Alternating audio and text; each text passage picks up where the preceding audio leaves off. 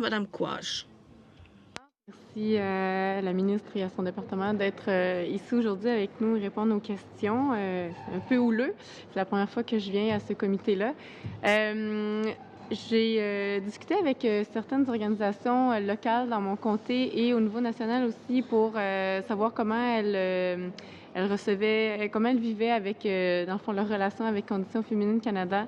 Elles apprécient que le temps d'accord des subventions soit passé de 3 à 5 ans, justement pour qu'elles puissent planifier à plus long terme.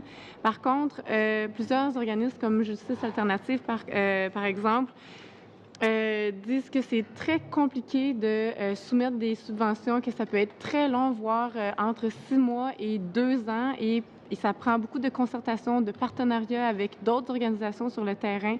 Il faut parfois redéposer des projets et ça peut aller jusqu'à 2 ans, ce qui peut démobiliser certaines organisations.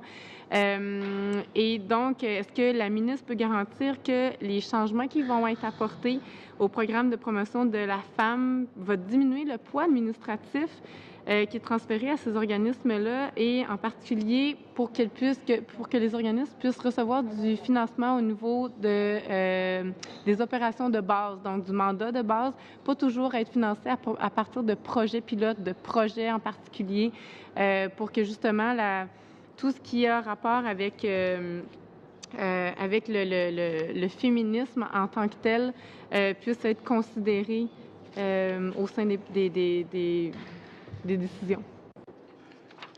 Thank you very much for your question. Merci beaucoup de votre question et merci du travail que vous faites pour préconiser l'égalité entre les sexes partout au Canada et ailleurs.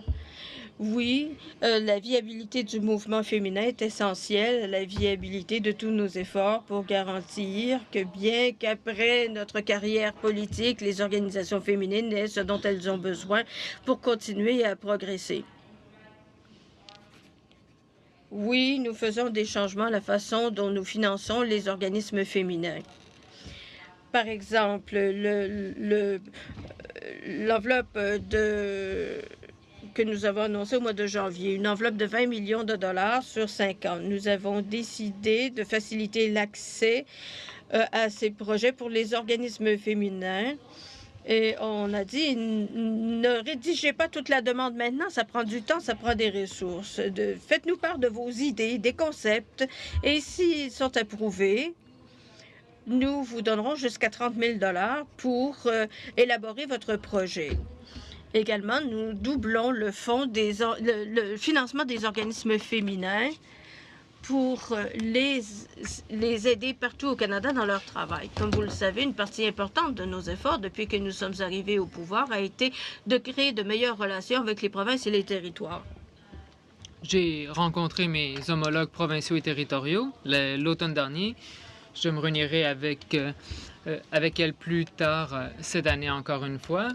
Il s'agit d'une priorité que nous partageons tous, surtout dans le contexte de moi aussi. Chaque mot-clé qui accroît le nombre de victimes cherchant de l'aide. Nous savons que la demande auprès de ces organisations, elle a aussi augmenté. Le budget supplémentaire des dépenses prévoit du financement supplémentaire pour ces organisations afin de faire en sorte que ceux et celles qui veulent faire partie de la solution seront admissibles au financement.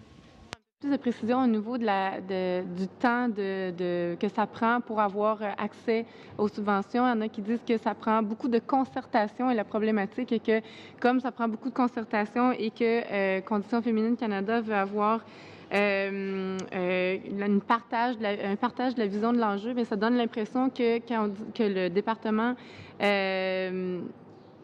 c'est déjà à qui il va attribuer les sommes et donc, en fait, c'est souvent les mêmes organismes qui reçoivent les sommes et sur le terrain, nous, on est en milieu rural, un peu plus éloigné, c'est l'impression que ça donne.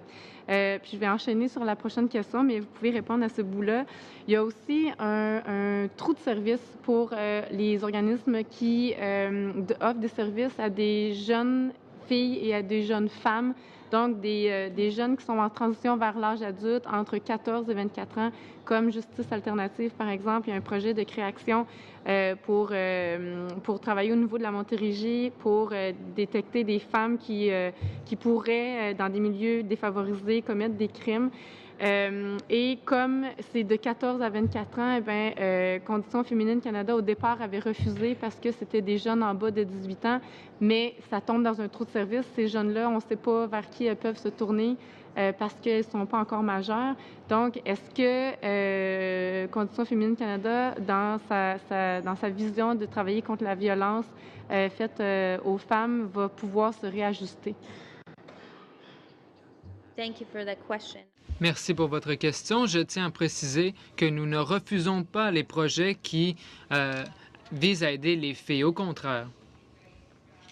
Maintenant, quant à la question que vous soulevez au sujet des différentes organisations qui n'ont pas nécessairement accès au financement, eh bien, c'est parce que l'ancien gouvernement a coupé ou a éliminé plusieurs bureaux de Service Canada ou de Conditions féminines Canada qui étaient sur le terrain. Ainsi, les gens dans le milieu rural ne savent pas nécessairement comment postuler, comment faire des demandes, le genre de projets qui sont admissibles au financement. Donc, nous avons rouvert des bureaux régionaux justement pour combler cette lacune. Maintenant, quant à la quantité de temps requise pour faire les demandes, nous demandons aux organisations de passer moins de temps sur leurs projets, de nous donner davantage d'idées plutôt que des projets concrets et d'ensuite travailler au développement de leurs projets une fois le financement accordé. Je pense que l'écart de service que vous avez décrit se poursuivra tant que nous ne changerons pas notre modèle d'affaires. C'est pourquoi nous avons revu notre façon de financer les projets et je tiens à vous faire part des 3 recommandations qui sont ressorties de notre étude. D'abord, nous devons continuer de financer les projets qui favorisent les changements systémiques. Le deuxième était d'accroître les efforts de partage de connaissances de façon à ne pas seulement garder les pratiques exemplaires, mais de les partager. Et troisièmement, d'accroître les récipiendaires de financement et de financer le cycle de vie entier des projets. Dans le dernier budget, 100 millions de dollars mis sur la durabilité, la viabilité des organismes dont vous parlez. Merci.